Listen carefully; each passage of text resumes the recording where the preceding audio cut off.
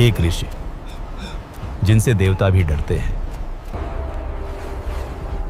वे इतना भयभीत होकर क्यों भाग रहे हैं? ऋषि दुर्वासा महान तपस्वी थे, भगवान शिव के अंश माने जाते थे और उनका तप इतना प्रचंड था कि देवता भी उनसे सावधान रहते थे।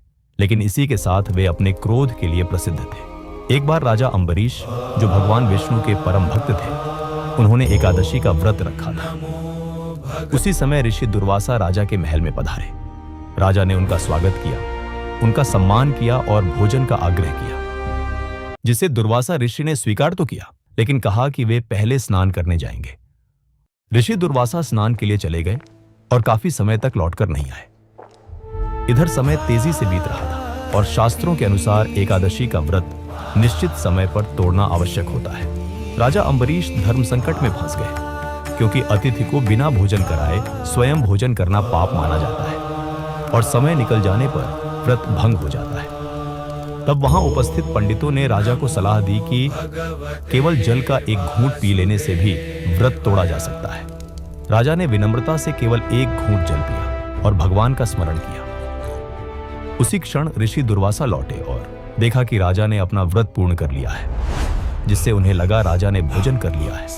इसी गलतफहमी की वजह से क्रोध में आकर उन्होंने अपनी जटा से एक केश उखाड़कर एक भयानक राक्षस उत्पन्न किया, जो राजा को मारने के लिए दौड़ा।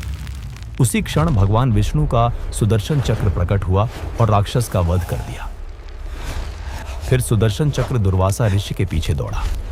ऋषि दुर्वासा, जिन्हें अपने तप का अहंकार था, वह भयभीत हो गए और अपनी जान बचाने के लिए भागे।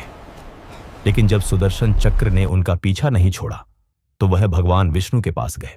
भगवान विष्णु ने कहा कि वह तो अपने भक्त के अधीन है। इसके बाद ऋषि दुर्वासा फिर राजा अम्बरीश के पास पहुंचे और उनसे अपनी भूल के लिए क्षमा मांगी। राजा अम्बरीश ने ऋषि दुर्वासा को तुरंत क्षमा कर दिया। तत्पश्चात सुदर्शन चक्र ने ऋषि दुर्वासा का पीछा छोड़ा। तब दुर्वासा ऋषि को समझ आया कि उनका क्रोध धर्म के कारण नहीं, बल्कि अहंकार के कारण था।